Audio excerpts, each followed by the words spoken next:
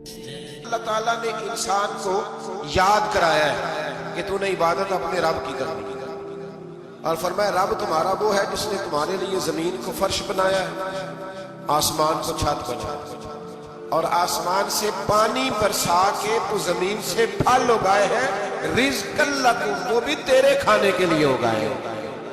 وہ جو آسمان سے بارش برسا کے زمین سے سبزہ اور پھل اگائے ہیں تو وہ بھی تیرے لیے، جب سارا کچھ تیرے لیے بنایا تو بھی تو عبادت کرنا اپنے رب کی، پھر کسی کو اس کا شریک نہ ٹھہرا۔ ایک چیلنج بھی کیا قرآن مجید نے اس رکوع کے اندر،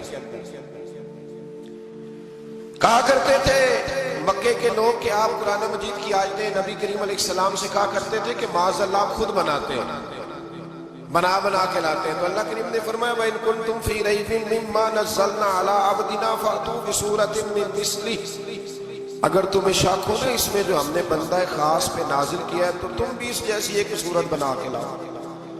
پڑھے لکھے تو تم بھی ہو نا، مکے میں تم بھی رہتے ہو، تو ایک صورت بنا کے لاؤ۔ قرآن مجید ہم سے چھینا گیا ہے سازش کے تحت، اس لیے کہ جس قوم کو قرآن آ جاتا ہے نا پھر کوئی کافر اس کا مقابلہ نہیں کر سکتا۔ دیکھیں نا اگر کافروں کے پاس جواب ہوتا قرآن پاک کا تو بدر اور احد میں نا کوئی آیت بنا کے لاتے، قرآن کے مقابلے کی تلواریں لے کے نہ آتے، ان کے پاس جواب ہی نہیں تھا، اور قیامت تک کسی کافر کے پاس قرآن مجید کا کوئی جواب، قرآن کا کوئی جواب، قسم اللہ کی جواب کوئی نہیں، اس کا کوئی جواب نہیں۔ کیا بات ہے قرآن پاک۔ وہ ایک دفعہ مسلمہ کذاب بے ایمان کہنے لگا میں نے بنا لیا قرآن پاک کا جواب، معاذ اللہ۔ جواب کیا بنایا؟ وہ سورت ہے نا القاریۃ مالقاریہ، وما ادراک مالقاریہ، کھڑکھڑانے والی کیا ہے، کھڑکھڑانے والی تمہیں کیا پتا کیا ہے کھڑکھڑانے، قیامت کا ذکر ہے۔ کہنے لگا میں نے اس جیسی سورت بنا لیا، تو کیا بنایا؟ الفیل والفیل، وما ادراک مالفیل۔ کہنے لگا ہاتھی، تمہیں کیا پتا کیا ہاتھی، تم کیا جانو کیا آتی؟ تو پاس جو اس کے اپنے بیٹھے تھے نا چیلے، اور کہنے لگے چپ کر جا، سارے زمانے کو پتہ ہے ہاتھی کیا ہوتا ہے۔ تو پاگل ہے، اس کے دو کان ہوتے ہیں، ایک سونڈ ہوتی ہے، چار اس کے پیر ہوتے ہیں۔ بیوقوف آدمی قرآن کا مقابلہ کرنا ہے تو وہ چج کے ساتھ کر، پاگلوں کی طرح مقابلہ کرے گا، جوتے کھائے گا بھی، ہمیں بھی پڑھوائے گا۔ تو قرآن مجید کا کوئی مقابلہ کر سکا؟ تو اس آیت مبارکہ میں اللہ نے کافروں کو یہ کہا اگر مقابلہ نہیں کر سکتے تو پھر اللہ سے ڈرو، ورنہ دوزخ میں ڈالے جاؤ گے، وہ جس کا ایندھن آدمی اور پتھر، اور بنائی بھی کافروں کے لیے گئی ہے۔ اعدت للکافرین، جہنم کس کے لیے بنائی گئی ہے؟ کافروں اور منافقوں کے لیے، مسلمانوں کے لیے بنائی گئی۔ مسلمان مرضی سے چھلانگے لگائیں تو ان کی موج ہے، ورنہ ان کے لیے جہنم، ان کے لیے اللہ نے جنت بنائی۔ اور یہ بات کرتے ہی رب کریم نے فرمایا اے محبوب علیہ السلام، مومنوں کو خوشخبری دے دے کہ اللہ نے ان کے لیے جنت بنائی ہے، اس میں باغات ہیں، انہیں رزق دیا جائے گا کھانے کے لیے، اور اس میں انہیں پاکیزہ بیویاں دی جائیں گی، اور پھر وہ اس میں ہمیشہ رہیں، انہیں اس سے نکالا نہیں جائے۔ آگے جو آیات کریمہ ہے نا اس کے اندر اللہ تبارک و تعالیٰ نے فرمایا ہے کہ اللہ حیا نہیں کرتا سمجھانے کے لیے مچھر کی مثال بھی دینی پڑے۔ فرمایا قرآن سے کچھ لوگ ہدایت حاصل کرتے ہیں، کچھ گمراہ ہو جاتے ہیں۔ جب لوگ اپنی مرضی کی تشریحات چاہتے ہیں تو گمراہ ہوتے ہیں، اور جب قرآن کو رسول اللہ صلی اللہ علیہ وسلم اور امت مسلمہ کی تشریحات کی روشنی میں سمجھتے ہیں تو پھر اللہ ہدایت عطا فرماتا ہے۔ پھر اللہ تبارک و تعالیٰ نے آگے ارشاد فرمایا حضرت آدم کی پیدائش کا واقعہ۔ مفسرین نے لکھا اللہ نے مشورہ کیا تھا فرشتوں سے، وَإِذْ قَالَ رَبُّكَ لِلْمَلَائِكَةِ إِنِّي جَاعِلٌ فِي الْأَرْضِ خَلِيفَةً، لیکن کچھ مفسرین کہتے ہیں کہ اللہ کو ضرورت نہیں فرشتوں سے مشورہ کرنے کی، اللہ نے فرشتوں سے مشورہ نہیں کیا، بلکہ رب نے انہیں آگاہ فرمایا تھا کہ میں لگا ہوں زمین پہ اپنا نائب بنا، میں خلافت دینے لگا ہوں زمین پہ۔ اب یہ تو دینے والی کی مرضی ہے نا، اس نے کس کو دینی ہے، یہ تو دینے والے کی مرضی ہے نا اس نے۔ تو کچھ لوگ کہتے ہیں کہ دینے والے سے زیادہ ہمیں پتہ ہے، تو فرشتوں کو بھی یہ اجتہادی خطا ہو گئی، کہنے لگے یا اللہ اسے نہ بنانا، یہ فساد کرے گا، یہ خون ریزیاں کرے گا۔ تو اللہ نے فرمایا جو میں جانتا ہوں وہ تم، اللہ اکبر۔ امام راضی فرماتے ہیں جب رمضان آتا ہے تو اللہ فرشتوں سے کہتا ہے ذرا یہ کھول کے دروازے دیکھو نا یہ زمین پہ کیا کر رہا ہے، تم تو کہتے تھے فساد کریں گے اور یہ سارے تراویحیں پڑھ رہے ہیں. تم تو گویا کہتے تھے فساد کریں گے اور یہ تو دیکھو گویا رمضان کے روزے رکھ رہے ہیں. یہ تو میری یاد میں نکلے ہوئے. تم کچھ کہتے تھے اور دیکھو میں نے تمہیں کہا تھا نا جو میں جانتا ہوں وہ تم. اللہ نے پھر حضرت آدم علیہ السلام کو تمام زمانے کے علوم عطا کیے, علم سکھا لیا. تو فرشتوں سے کہا تم بھی ان چیزوں کے نام بتاؤ, تو وہ بتا سکے نہیں. اللہ نے فرمایا اب اس طرح کرو, آدم کو سجدہ کرو. سب نے سجدہ کیا سوائے وہ. کہنے لگا یا اللہ صرف تجھے ہی کرنا بھی صرف اللہ کو چاہیے, پر رب کے آگے بھی جھکنا چاہیے, اور جس کے سامنے رب جھکائے نا وہاں بھی. اور یہ جو عاجزی ہے نا, یہ جو جھکنا ہے, یہ علم کے آگے ہے. ہماری مصیبت یہ ہے کہ ہم علم کے آگے بھی گردن جھکانے کو تیار نہیں ہوتے, وہاں بھی ہم خود عالم فاضل بن جاتے ہیں. تو فرمایا کہ سب سے کہا سجدہ کرو, سب نے سجدہ کیا سوائے ابلیس کے. تو پھر ہوا کیا وکان من الکافرین, وہ کافروں میں سے ہو گیا. پھر اللہ نے حضرت آدم کو اور جناب حوا کو نا مقام دے دیا جنت میں رہنے کے لیے, اور کہا سارا کچھ کھانا, درخت کے قریب نہ جانا. ابھی آپ کسی سے کہہ دیں تھوڑا سا کہ پیچھے نہ دیکھنا, یعنی اگر میری سمجھ لیں ادب کی وجہ سے کوئی 1.5-2 منٹ یا 6 منٹ نہیں بھی نہ دیکھے گا تو سوچے گا ضرور کہ پتہ نہیں اب پیچھے کیا ہے, مصیبت کیا ہے. یعنی آپ کہہ کے دیکھ لیں کسی کو, پیچھے نہ دیکھنا. فطرت ہے نا انسان کی, وہ جستجو کرتا ہے کہ اس درخت کے پاس نہ جانا. تو حضرت حوا سلام اللہ علیہ کہتے ہیں دل میں خیال رہتا تھا کہ آخر ہے کیا درخت کے پاس. یہی انسان کا عقیدہ توحید ہے کہ جہاں سے رب منع کر دے وہاں وہ منع ہو جائے. اور یہ ان کی خطا نہیں تھی, یہ اللہ کی حکمت تھی, چونکہ رب نے تو پہلے کہہ دیا تھا بنایا ہی زمین کے لیے, تو یہ تو سارا کچھ ہونا تھا تو زمین پہ آنا تھا نا. تو حضرت حوا اور جناب آدم کے پاس شیطان آیا, اس کو نکال تو دیا تھا پر ابھی اس کا جنت میں آنا جانا بند نہیں ہوا تھا, یہ بھی اللہ کی حکمت تھی. تو وہ کہنے لگا تمہیں پتہ ہے بعد میں مر جاؤ گے. تو حضرت حوا کہنے لگی کیا موت بھی آئے گی؟ کہاں, اس کی تکلیف بھی بڑی ہوگی, تو پھر بچیں گے کیسے؟ تو کہنے لگے پھل کھا لو اس درخت کا. تو بچنے کے لیے پھل کھایا تھا. جس طرح لوگ آج بہت سارے کام بچنے کے لیے کرتے ہیں پر بچ سکتے ہیں, بچنے کے لیے پھل کھایا. تو اللہ نے فرمایا زمین پہ چلے جائے. تو حضرت آدم زمین پہ آئے, پھر کئی 100 سال روتے رہے. فَتَلَقَّى آدَمُ مِن رَبِّهِ کَلِمَاتٍ, تو پھر اللہ نے خود ہی جناب آدم کو کچھ کلمے سکھائے. علامہ اسماعیل لکھی فرماتے ہیں وہ کلمے یہ تھے کہ حضرت آدم نے میرے نبی کا وسیلہ پیش کیا. اللہ کریم نے جناب آدم کی دعا کو مقبول فرمایا. پھر آگے بنی اسرائیل کا ذکر آ جاتا ہے. اللہ تعالیٰ نے بنی اسرائیل, آج آپ اسی قوم کو یہودی کہتے ہیں, ان کو اللہ نے اس زمانے میں فضیلت عطا کی تھی بہت زیادہ. تو عرب کے اندر جب نبی پاک علیہ السلام نے اعلان نبوت کیا تو کچھ لوگوں نے یہ کہہ دیا کہ اگر یہ یہودی کلمہ پڑھ لیں گے تو ہم بھی پڑھ لیں گے. تو پھر اللہ نے انہیں یاد کرایا کہ تم اصل میں کیا ہو, تمہیں کلمہ پڑھنا چاہیے. تو اہل یہود کا تذکرہ کرتے کرتے رب کریم نے ایک بات یہ بھی ارشاد فرمائی کہ تم لوگوں کو تو کہتے رہے ہو کہ وہ نبی آنے والے ہیں, وہ نبی آنے والے ہیں, اور جب آ گئے ہیں تو ماننے کو تیار نہیں ہو. تو فرمایا تأمرون الناس بالبر وتنسون انفسکم وانتم تتلون الکتاب, لوگوں کو بھلائی کا حکم دیتے ہو اور اپنے آپ کو بھول جاتے ہو. افلا تعقلون, تمہیں عقل نہیں؟ پھر اللہ نے انہیں یہ بھی یاد کرایا کہ یاد کرو وہ زمانہ کہ جب فرعون نے خواب دیکھ لیا تھا کہ کوئی بچہ اس کی سلطنت کو تباہ کرے گا, تو پھر اس نے تمہارے بچوں کو ذبح کرانا شروع کیا اور تمہاری بیٹیوں کو چھوڑتا تھا. فرمایا یہ بھی تو تم نے دیکھا, میں نے تمہیں پھر تم سے کہا جہاد کرو قوم عمالقہ کے خلاف, تو مقام طیہ میں جا کے یہ لوگ کہنے لگے ہم سے جہاد نہیں ہوتا. اللہ نے انہیں ایک میدان میں قید کر دیا. بڑی دلچسپ بات, قید تو لوگ ہوتے ہیں نا چار دیواری میں, تو اللہ نے بنی اسرائیل والوں کو جب انہوں نے کہا جہاد نہیں کریں گے تو اللہ نے میدان میں قید کر دیا. میدان میں, یہ یاد رکھیں, جب انسان اللہ کی نافرمانی کرتا ہے تو اسے ایسی قید ملتی ہے جس کا اس نے تصور بھی نہیں کیا ہوتا. ایک میدان ہے مقام طیہ, قید ہو گئے. سارا دن سفر کرتے تھے, سارا دن, تو رات کو تھک کے سوتے تھے, صبح اٹھتے تھے نا جب, تو وہیں ہوتے تھے جہاں کل صبح چلے تھے. تو رب جب کسی کو قیدی بناتے ہیں تو اسے زنجیروں کی سلاخوں کی ضرورت. دعا فرمائے اللہ تبارک و تعالی غموں سے نجات عطا فرمائے. یہ دعا فرمائے، ایسی قید دیتا ہے کہ جس سے پھر چھٹکارا ہو سکتا۔ تو بنی اسرائیل کا بہت زیادہ تذکرہ اس بارے میں اللہ تبارک و تعالیٰ نے پھر بیان کیا، اور پھر کہا کہ انہیں جو حکم دیا جاتا تھا یہ اس کی سرتابی کرتے تھے، پھر اللہ نے ان پر ذلت نازل کر دی اور یہ ہمیشہ اس کا شکار رہے۔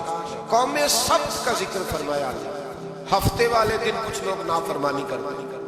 ہمارے بھی ہیلے بہانے ہیں نا آج کل کاروبار میں، تو اسی سپارے کی آیت نمبر 65 کے اندر اللہ تعالیٰ نے حضرت داؤد کی قوم کا ذکر کیا کہ اللہ نے انہیں حکم دیا تھا کہ ہفتے والے دن مچھلیاں نہیں پکڑنی، تو وہ کہتے تھے چلو ہاتھ لگا کے نہیں پکڑنی، ہاتھ لگا۔ وہ ہمارے لوگ ہیلے بہانے تلاش کر لیتے ہیں نا، وہ بڑے جناب انشورنس والا آ گیا، اب وہ بینک والا آ گیا، وہ فلانے صاحب آ گئے، وہ تروڑ مروڑ کے کہانیاں باتیں، اور پھر ہمیں بھی رستے مل جاتے ہیں بچنے کے۔ مفتی صاحب نے کہہ دیا تھا، ایک مولانا سے میں نے ان کو کہا ہفتے والے دن مچھلیاں نہیں پکڑنی، کا نہیں پکڑتے، چھوٹے چھوٹے حوض بنا لیے، تو مچھلیاں زیادہ آتی تھی اس دن، یہ بھی اللہ کی قدرت تھی۔ نماز کے وقت گاہک زیادہ آتے ہیں، یہ اس کی قدرت ہوتی ہے، تو وہ مچھلیاں حوض میں جمع ہو جاتی، یوں سمجھ لیں کہ جال انہوں نے لگا لیے ہوئے، تو جال میں وہ پھنستی رہتی تھی، حوضوں میں آتی رہتی تھی۔ ہفتے کو نہیں پکڑتے تھے، اتوار کو پکڑ لیتے تھے، تو پھر اللہ نے انہیں سزا دی۔ فرمایا تماشے کرتے ہو اللہ کے حکم کے ساتھ، کیا سزا دی؟ فَقُلْنَا لَهُمْ كُونُوا قِرَادَةً خَاسِئِينَ، فرمایا بندر بن جاؤ دھتکارے ہو۔ جو رزق حرام طریقے سے کماتے تھے رب انہیں بندر بنا دیتا تھا۔ ابھی بھی میں نے دیکھے بڑے بڑے تاجر پاگلوں جیسے زندگی گزاری، نفسیاتی طور پہ سکون نہیں ہے، کروڑوں روپیہ پڑا ہے، کیوں؟ اس لیے کہ رب کے بتائے ہوئے طریقے کے مطابق تجارت نہیں کرتے۔ آگے ایک اور دلچسپ بات آ گئی، بنی اسرائیل کے اندر نا ایک شخص نے اپنے چچا کو قتل کر دیا جائیداد کے لیے۔ یہ دیکھیں کب سے لوگ جائیداد کے لیے قتل کرتے آ رہے ہیں۔ چچا کو قتل کر دیا، اور قتل کر کے حضرت موسیٰ علیہ السلام کے پاس آئے کہ میرے چچا کو کسی نے قتل کر دیا ہے، تو بتائیں کیا کرنا ہے؟ تو آپ نے فرمایا کہ گائے ذبح کرو، اور اس کا ایک ٹکڑا مقتول کو مارو، مرنے والے کو، وہ خود اٹھ کے بتا دے گا مجھے کس نے قتل کیا۔ اب ارادہ نہیں تھا گائے ذبح کرنے کا، تو بہانے کرنے لگے۔ ارادہ نہیں نہ ہوتا تو پھر کیا ہوتے ہیں؟ کہنے لگے گائے کس طرح کی ہو، بوڑھی ہو کہ بچی ہو، رنگ کیسا ہو، جوان ہو کہ چھوٹی ہو، حال میں ایک دفعہ چلنا سیکھ گئی ہو یا ابھی نہ سیکھی ہو، تو بتاتے گئے تو رب بھی شرطیں بیان کرتا گیا۔ گہرے زرد رنگ کی ہو، حال کے اندر سے نہ چلایا گیا ہو، پانی نہ نکالا گیا ہو، نہ بچی ہو نہ جوان ہو، اس کے درمیان ہو۔ یہ ساری شرطیں کہاں پائی جاتی تھی؟ حضرت موسیٰ علیہ السلام کی قوم کا ایک شخص تھا جو اللہ کا ولی تھا، وہ جب انتقال کرنے لگا نا، اللہ اکبر، دیکھو رب ولیوں کی اولادوں پر بھی کتنا فضل فرماتا ہے۔ وہ جب انتقال کرنے لگا تو ایک اس کے پاس چھوٹی سی بچیا تھی، گائے کی بچی، اس نے جنگل میں چھوڑ دی، کہنے لگا یا اللہ میں تیرے نام پہ چھوڑ دوں، میرا بچہ جوان ہو جائے تو اسے دے دینا، اور تو سرمایہ ہی کوئی نہیں۔ بچہ بڑا ہوا، بچہ بھی بڑا نیک تھا، اپنی ماں کا بڑا فرما بردار تھا۔ اس کی ماں نے کہا بیٹا تیرے باپ نے ایک گائے چھوڑی تھی، تو بچہ جنگل میں گیا اور جا کے کہنے لگا اے اللہ میری گائے مجھ سے ملا دے، تو رب کریم نے وہ گائے واپس کر، وہ گائے گھر لے آیا۔ اب وہ کہنے لگا اماں بیچ دوں، تو اماں کہنے لگی بیٹا میرے پوچھے بغیر نہ بیچنا۔ کئی دفعہ گاہک لگے پر اس نے کہا جب تک میری اماں نہ کہے گی میں بیچوں گا۔ ادھر بنی اسرائیل والے شرطیں جتنی گائے کے بارے میں پوچھ چکے تھے وہ ساری اسی گائے میں پائی جاتی، تو یہ ڈھونڈتے ڈھونڈتے وہاں پہنچ گئے، تو کہنے لگے گائے چاہیے۔ اس نے کہا بھی تمہاری مرضی سے نہیں، قیمت میری مرضی۔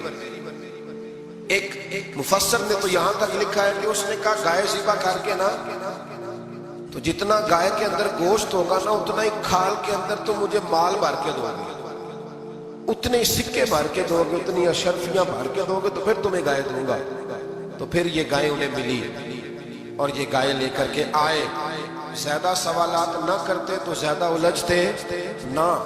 ہم بھی دین کے معاملے میں بڑے سوال جواب کرتے ہیں، اتنا سوال کریں جتنی اس کی ضرورت ہے۔ ان لوگوں نے سوالات زیادہ کی تو پھر الجھ زیادہ گئے۔ تو میرے بھائی اس کا ذکر بھی اللہ تبارک و تعالیٰ نے پہلے پارے کے اندر بیان فرمایا، پھر اللہ کریم نے فرمایا کہ کچھ ایسے لوگ بھی ہیں یہودیوں میں سے جن کا دعویٰ ہو گیا ہے کہ ہم اللہ کے بڑے پیارے ہیں۔ فرمایا یہ صرف ان کے منہ کی باتیں ہیں، یہ تو قیامت میں پتہ چلے گا نا کہ اللہ کا پیار کس کے ساتھ زیادہ ہے۔ اور پھر یہ بھی یہودیوں نے دعویٰ کیا ہے، اسی پارے میں اللہ فرماتے ہیں کہ ان کا دعویٰ ہے کہ ہم اللہ کے بڑے پیارے ہیں، جنت میں ہم ہی جائیں گے۔ تو اللہ فرماتے ہیں پھر مرنے کی دعا تو کرو، جنت میں تو مر کے جانا ہے، لیکن رب فرماتے ہیں یہ کبھی مرنے کی دعا نہیں کریں گے، اس لیے کہ انہیں پتہ ہے کہ ہم نے آخرت کے لیے کیا بھیجا۔ یہ پہلا حکم آ گیا، یا ایھا الذین آمنوا کہہ کے پہلی آیت، پہلے سپارے میں پہلی آیت جس میں اللہ نے کہا یا ایھا الذین آمنوا، تو پہلا حکم آمنوا کہہ کے آیت نمبر 104 میں جو اللہ نے حکم دیا ہے نا، وہ نبی پاک کی تعظیم کا حکم ہے۔ پہلا حکم ہی اللہ نے حضور کی عزت اور ناموس کا ارشاد فرمایا۔ پہلا اس ترتیب کے لحاظ سے وہ ہوا یہ کہ جب نبی پاک کو بات ارشاد کرتے تو صحابہ کرام اٹھ کے عرض کرتے رائینا یا رسول اللہ، حضور سمجھ نہیں آئی ذرا رعایت کر دیں۔ تو یہودیوں کی عبرانی زبان کے اندر نہ ذرا کھینچ کے پڑھتے تھے رائینا، تو اس کا معنی بنتا تھا معاذ اللہ اے ہمارے چرواہے، بکریاں چرانے والے کو بھی وہ رائینا کہتے تھے۔ تو جب صحابہ یہ کہنے لگے تو اللہ نے منع کر دیا، فرمایا میرے محبوب کے غلاموں اس لفظ کے پیچھے چھپ کے، اس لفظ کے پیچھے چھپ کے لوگ میرے نبی کی بے ادبی کر جاتے ہیں۔ تو جس لفظ کا کوئی ایک معنی بے ادبی والا بنتا ہو وہ لفظ بھی میرے نبی کے لیے نہ کرنا، لفظ وہ والے کہو جس میں کوئی بے ادبی کا معنی نکلے نہ۔ یہاں لوگوں نے بڑے بڑے لفظ نہیں بول دیے، پھر کہتے میرا مطلب یہ تھا، میرا مطلب وہ تھا، تو تو نے وہ لفظ بولا کیوں جس کا کوئی غلط مطلب بھی نکل سکتا تھا۔ اللہ نے فرمایا یا ایھا الذین آمنوا لا تقولوا رائینا، اے ایمان والو رائینا کہو ہی نہ۔ تو یا اللہ کیا کہیں؟ فرمایا وقولوا انظرنا، تم کہو یا رسول اللہ ایک نظر فرمائیے۔ انداز دیکھیے، انظرنا ایک نظر۔ تو ہمارے بزرگ تو پہلے بڑے پیار والوں نے کہہ دیا یا رسول اللہ انظر حالک، کہتے کہاں سے لاتے ہو جملے؟ میں نے کہا اللہ کی کتاب سے۔ یا رسول اللہ انظر حالنا، یا حبیب اللہ اسما کا، تو تم کہو انظرنا، محبوب نظر کرم کرے، واسمعوا، اور کیا ضرورت ہے دوبارہ پوچھنے کی؟ اللہ کہتے ہیں پہلے دھیان سے سنا کرو، پہلے ہی واسمعوا، پہلے ہی احتیاط سے سنو، وللکافرین عذاب علیم، اور کافروں کے لیے دردناک عذاب ہے۔ لیکن اسی پارے میں اللہ تبارک و تعالیٰ نے پھر اہل یہود کا ذکر کیا۔ تو یہود کہنے لگے کہ ہم حضرت ابراہیم کے ماننے والے ہیں، تو اللہ کریم نے وہ بھی ذکر کیا کہ میں نے تو ابراہیم کو آزمایا ہے، وَإِذِ ابْتَلَىٰ إِبْرَاهِيمَ رَبُّهُ بِكَلِمَاتٍ فَأَتَمَّهُنَّ، ہم نے ابراہیم کو کچھ چیزوں سے آزمایا ہے، وہ ہماری آزمائش پہ پورے اترے۔ قَالَ إِنِّي جَاعِلُكَ لِلنَّاسِ إِمَامًا، تو پھر ہم نے انہیں کہا کہ ہم آپ کو پوری دنیا کا امام بنائیں۔ وہ آزمائش کیا تھی؟ آگ میں جانا بھی آزمائش، بیٹے کا نہ ہونا بھی آزمائش، بیٹا ہوا تو پھر اسے وادی غیر ذی زرع میں چھوڑ کے آنا بھی آزمائش، بڑا ہوا تو پھر ذبح کرنا بھی آزمائش۔ فرمایا جہاں جہاں آزمایا ہے نا، ابراہیم ہماری آزمائش میں پورے اترے۔ فرمایا تو مفت میں حضرت ابراہیم کی اولاد بنتے ہو اور ان کا نام لیتے ہو اور ان کے ساتھ اپنا تعلق بناتے ہو، دیکھو تو صحیح وہ کتنی آزمائشوں سے گزرے۔ تو اس کا بھی اللہ نے اسی میں ذکر فرمایا۔ اور پھر وہ بات کرتے تھے حضرت یعقوب کی اور حضرت اسحاق کی، تو فرمایا وہ تو ہمارے اتنے خاص بندے تھے کہ وصال کا وقت بھی انہوں نے اپنی اولادوں کو نصیحت فرمائی تھی کہ اللہ کی توحید پہ قائم رہنا، اس کا ذکر بھی اللہ نے اسی پارے میں بیان فرمایا۔ اور جو حضرت ابراہیم اور جناب اسماعیل نے کعبہ تعمیر کیا تو اس کا ذکر بھی اللہ تعالیٰ نے اسی پارے میں فرمایا۔ فرمایا جب وہ کعبہ بنا رہے تھے تو کہہ رہے تھے ربنا تقبل منا، کہہ رہے تھے اے اللہ بنا ہم نے دیا ہے پر مہربانی فرما ہم سے قبول فرما۔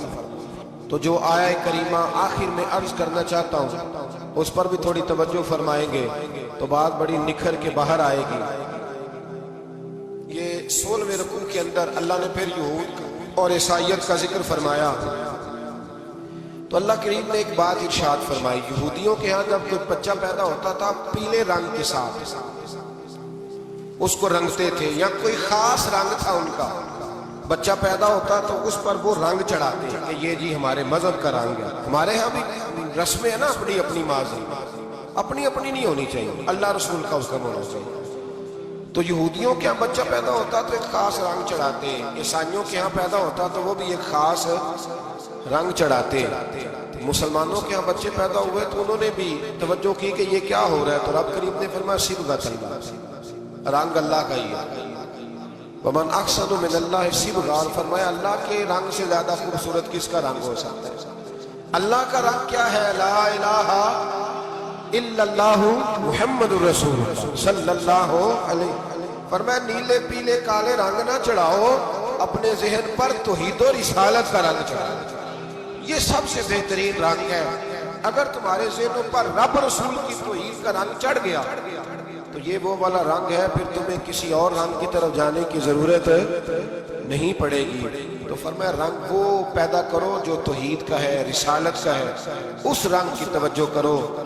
قرآن مجید کے اس پارے میں اللہ کریم نے مختلف باتیں بیان کر کے آخری رکوع میں یہ جو رنگ کا ذکر فرمایا نا، تو یہ لگتا ہے پورے پارے کا خلاصہ ہے کہ رب کریم نے فرمایا اصل بات یہ ہے کہ تمہاری سوچوں پہ رب رسول کی توحید و رسالت کا رنگ ہونا چاہیے۔ ہر وقت بچہ پیدا ہو کہ دنیا سے جائے تو رنگ کس کا ہونا چاہیے؟ اللہ رسول کے۔ اور فرمایا رب تمہارا وہ ہے جس نے تمہارے لیے زمین کو فرش بنایا ہے، آسمان کو چھت بنایا، اور آسمان سے پانی برسا کے تو زمین سے پھل اگائے ہیں، رزق لکم، وہ بھی تیرے کھانے کے لیے اگائے ہیں۔ وہ جو آسمان سے بارش برسا کے زمین سے سبز اور پھل اگائے ہیں تو وہ بھی تیرے لیے۔ جب سارا کچھ تیرے لیے بنایا تو بھی تو عبادت کرنا اپنے رب کی، پھر کسی کو اس کا شریک نہ ٹھہرا۔ ایک چیلنج بھی کیا قرآن مجید نے اس رکوع کے اندر، کہا کرتے تھے مکے کے لوگ کہ آپ قرآن مجید کی آیتیں نبی کریم علیہ السلام سے کہا کرتے تھے کہ معاذ اللہ آپ خود بناتے ہیں، بنا کے لاتے ہیں۔ تو اللہ کریم نے فرمایا وَإِن كُنتُمْ فِي رَيْبٍ مِّمَّا نَزَّلْنَا عَلَىٰ عَبْدِنَا فَأْتُوا بِسُورَةٍ مِّن مِّثْلِهِ، اگر تمہیں شک ہو نا اس میں جو ہم نے بندہ خاص پہ نازل کیا ہے تو تم بھی اس جیسی ایک صورت بنا کے لاؤ۔ پڑھے لکھے تو تم بھی ہو نا، مکے میں تم بھی رہتے ہو، تو ایک صورت بنا کے لاؤ۔ قرآن مجید ہم سے چھینا گیا ہے سازش کے تحت، اس لیے کہ جس قوم کو قرآن آ جاتا ہے نا پھر کوئی کافر اس کا مقابلہ نہیں کر سکتا۔ دیکھیں نا اگر کافروں کے پاس جواب ہوتا قرآن پاک کا تو بدر اور احد میں نا کوئی آیت بنا کے لاتے قرآن کے مقابلے کی، تلواریں لے کے نہ آتے، ان کے پاس جواب ہی نہیں تھا۔ اور قیامت تک کسی کافر کے پاس قرآن مجید کا کوئی جواب، قرآن کا کوئی جواب، قسم اللہ کی جواب کوئی نہیں، اس کا کوئی جواب۔ کیا بات ہے قرآن پاک۔ وہ ایک دفعہ مسلمہ کذاب بے ایمان کہنے لگا میں نے بنا لیا قرآن پاک کا جواب، معاذ اللہ۔ جواب کیا بنایا؟ وہ سورت ہے نا القاریۃ ما القاریۃ وما ادراک ما القاریۃ، کھڑکھڑانے والی کیا ہے، کھڑکھڑانے والی تمہیں کیا پتا کیا ہے؟ کھڑکھڑانے قیامت کا ذکر ہے۔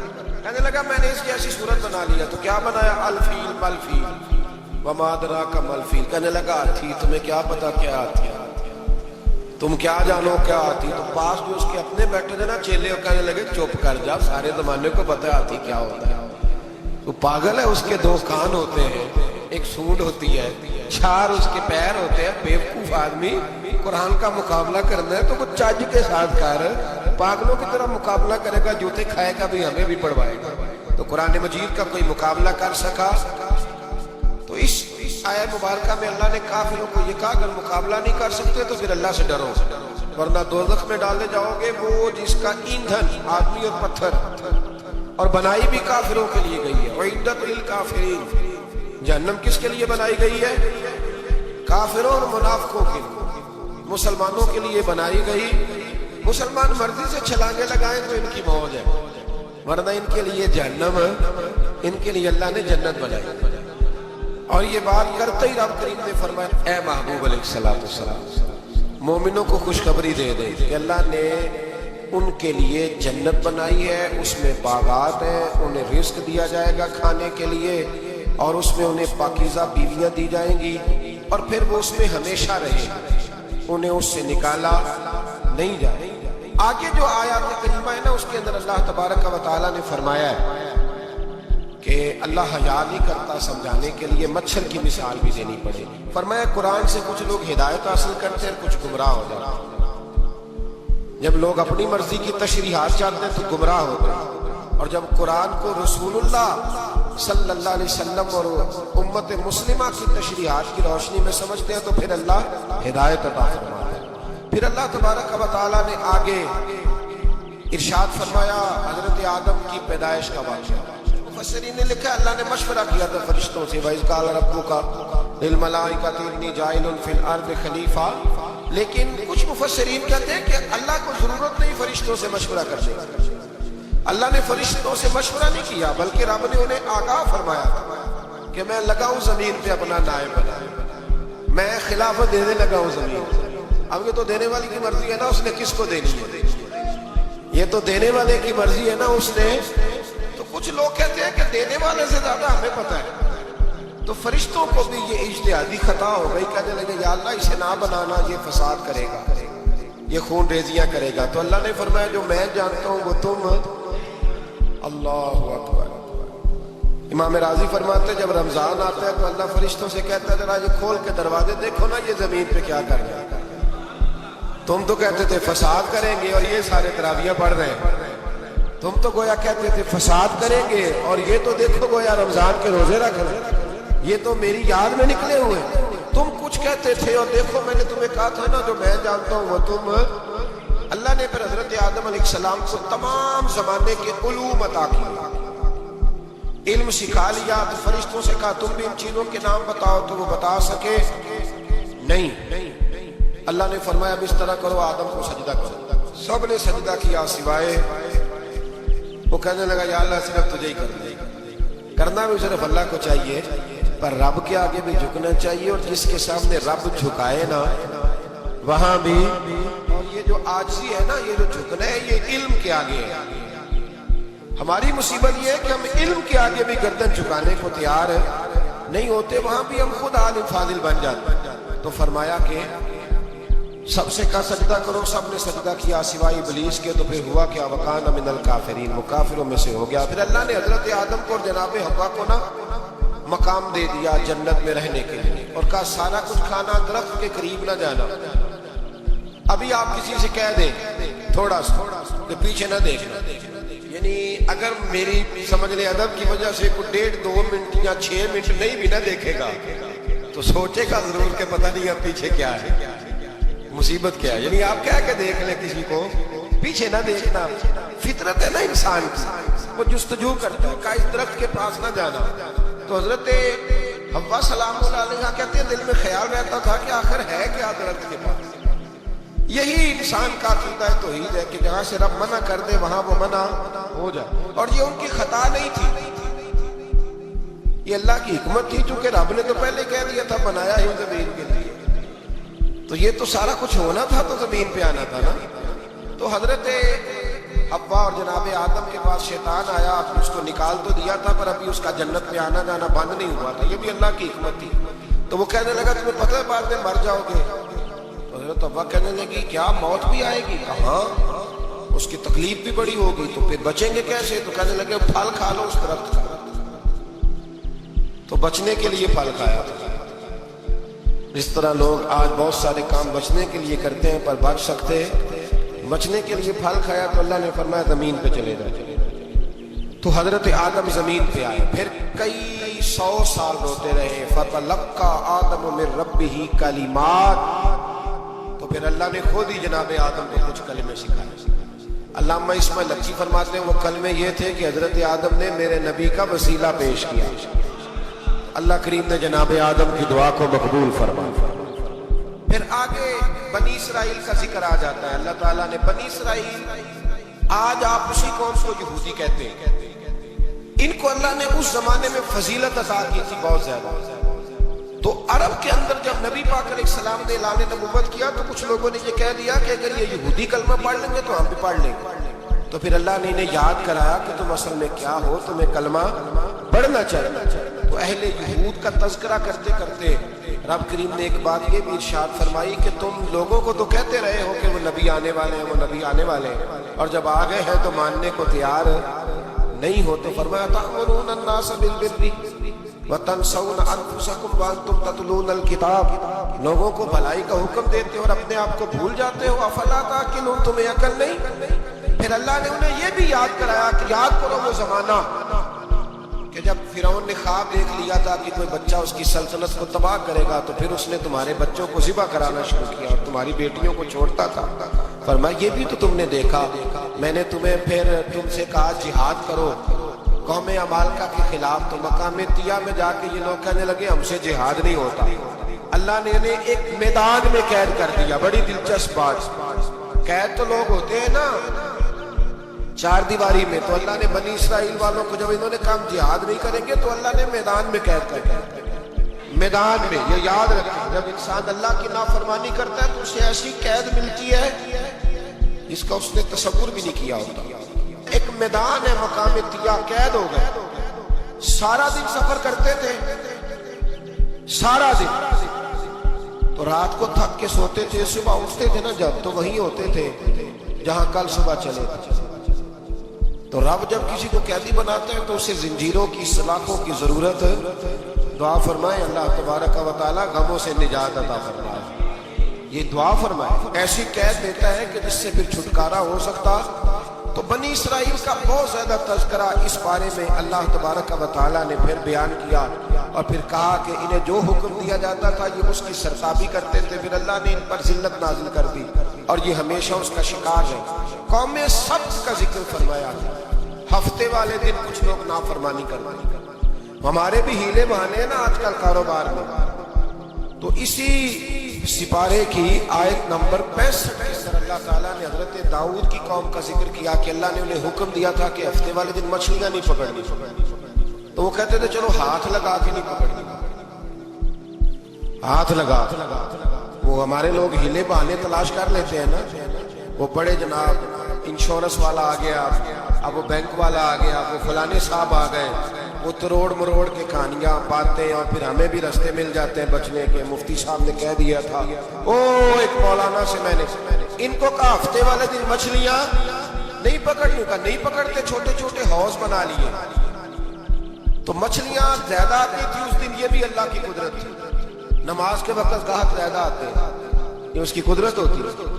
تو وہ مچھلیاں حوض میں جمع ہو جاتی. یوں سمجھ لیں کہ جال انہوں نے لگا لیے ہوئے، تو جال میں وہ پھنستی رہتی تھی، حوضوں میں آتی رہتی تھی. ہفتے کو نہیں پکڑتے تھے، اتوار کو پکڑ لیتے تھے. تو پھر اللہ نے انہیں سزا دی. فرمایا تماشے کرتے ہو اللہ کے حکم کے ساتھ. کیا سزا دی؟ فَقُلْنَا لَهُمْ كُونُوا قِرَادَةً خَاسِئِينَ. فرمایا بندر بن جاؤ تھتکارے. جو رزق حرام طریقے سے کماتے تھے رب انہیں بندر بنا دیتا ہے.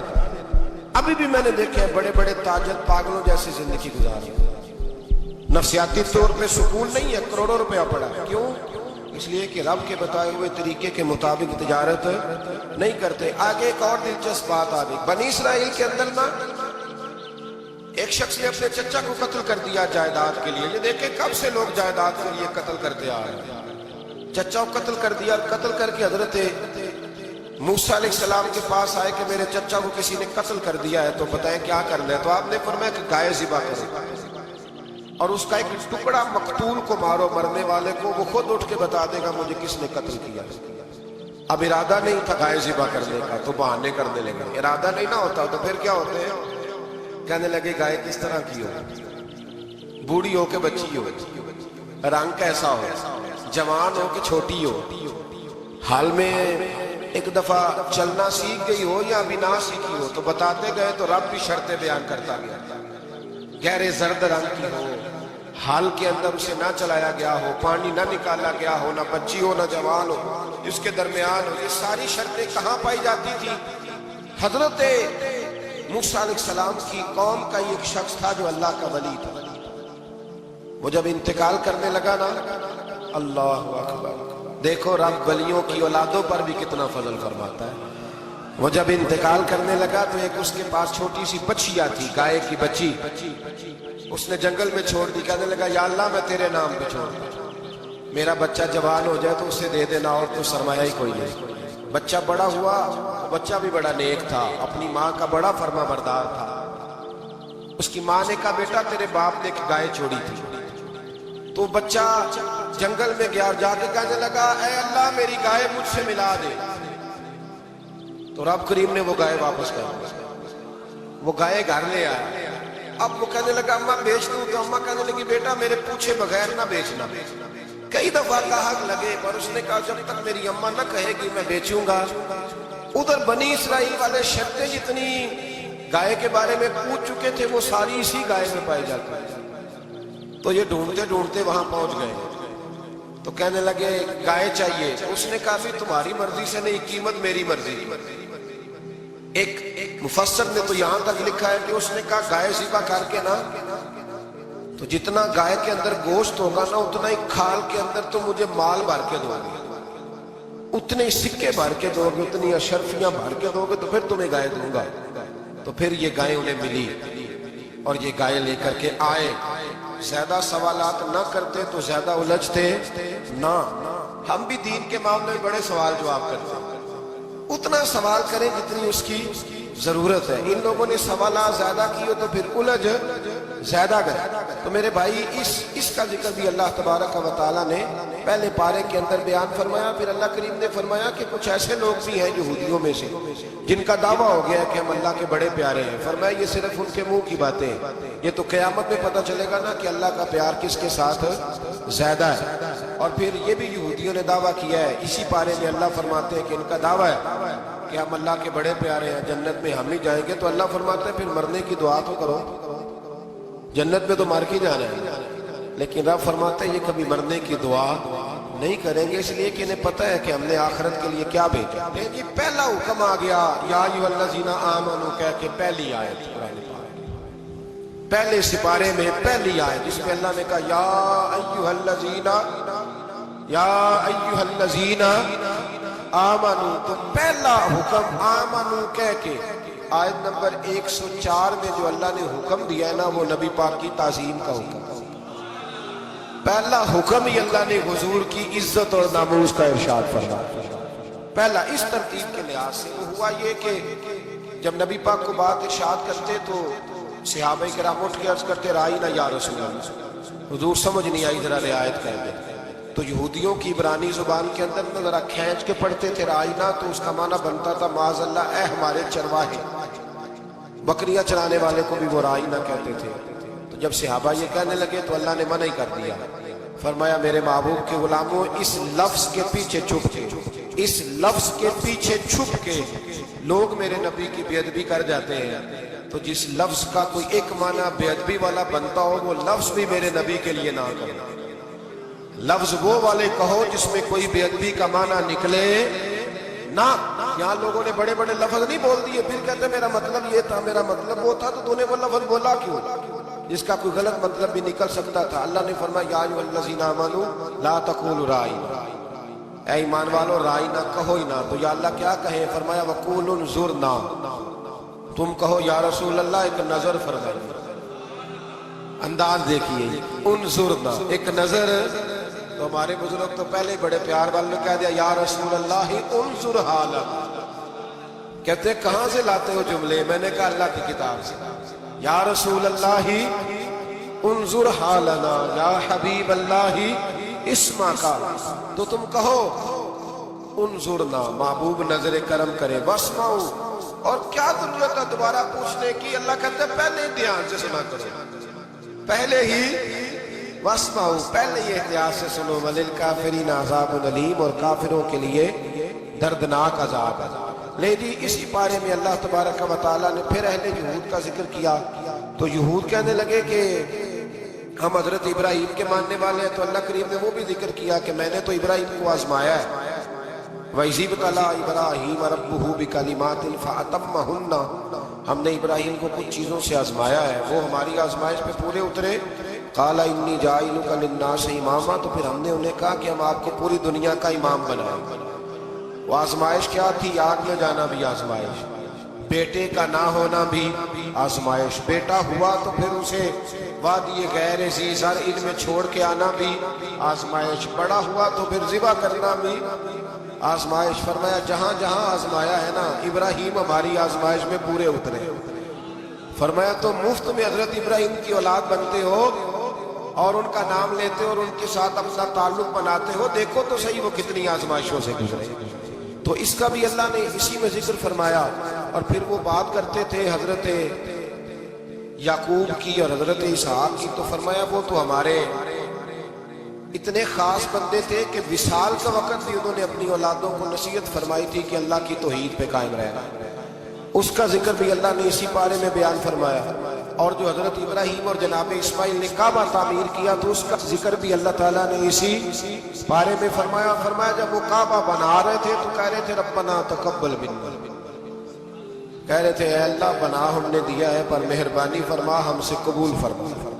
تو جو آیہ کریمہ آخر میں عرض کرنا چاہتا ہوں اس پر بھی تھوڑی توجہ فرمائیں گے تو بات بڑی نکھر کے باہر آئے گی۔ یہ 16ویں رکوع کے اندر اللہ نے پھر یہود اور عیسائیت کا ذکر فرمایا تو اللہ کریم نے ایک بات ارشاد فرمائی۔ یہودیوں کے ہاں جب کوئی بچہ پیدا ہوتا تھا پیلے رنگ کے ساتھ اس کو رنگتے تھے، یا کوئی خاص رنگ تھا ان کا، بچہ پیدا ہوتا تو اس پر وہ رنگ چڑھاتے کہ یہ جی ہمارے مذہب کا رنگ ہے۔ ہمارے ہاں بھی رسمیں ہیں نا اپنی اپنی ماضی، اپنی اپنی نہیں ہونی چاہیے، اللہ رسول کا حکم ہونا چاہیے۔ تو یہودیوں کے ہاں بچہ پیدا ہوتا تو ایک خاص رنگ چڑھاتے، عیسائیوں کے ہاں پیدا ہوتا تو وہ بھی ایک خاص رنگ چڑھاتے۔ مسلمانوں کے ہاں بچے پیدا ہوئے تو انہوں نے بھی توجہ کی کہ یہ کیا ہو رہا ہے، تو رب کریم نے فرمایا صبغۃ اللہ، رنگ اللہ کا ہی ہے۔ ومن احسن من اللہ صبغا، فرمایا اللہ کے رنگ سے زیادہ خوبصورت کس کا رنگ ہو سکتا ہے؟ اللہ کا رنگ کیا ہے؟ لا الہ الا اللہ محمد رسول اللہ صلی اللہ علیہ وسلم۔ فرمایا نیلے پیلے کالے رنگ نہ چڑھاؤ، اپنے ذہن پر توحید و رسالت کا رنگ چڑھاؤ، یہ سب سے بہترین رنگ ہے۔ اگر تمہارے ذہنوں پر رب رسول کی توحید کا رنگ چڑھ گیا تو یہ وہ والا رنگ ہے، پھر تمہیں کسی اور رنگ کی طرف جانے کی ضرورت نہیں پڑے گی۔ تو فرمایا رنگ وہ پیدا کرو جو توحید کا ہے، رسالت کا ہے، اس رنگ کی توجہ کرو۔ قرآن مجید کے اس پارے میں اللہ کریم نے مختلف باتیں بیان کر کے آخری رکوع میں یہ جو رنگ کا ذکر فرمایا نا تو یہ لگتا ہے پورے پارے کا خلاصہ ہے کہ رب کریم نے فرمایا اصل بات یہ ہے کہ تمہاری سوچوں پہ رب رسول کی توحید و رسالت کا رنگ ہونا چاہیے۔ ہر وقت بچہ پیدا ہو کہ دنیا سے جائے تو رنگ کس کا ہونا چاہیے؟ اللہ رسول کے دین کا۔ اللہ تعالی ہمیں سمجھنے کی توفیق عطا فرمائے۔ آخر دعوانا الحمدللہ۔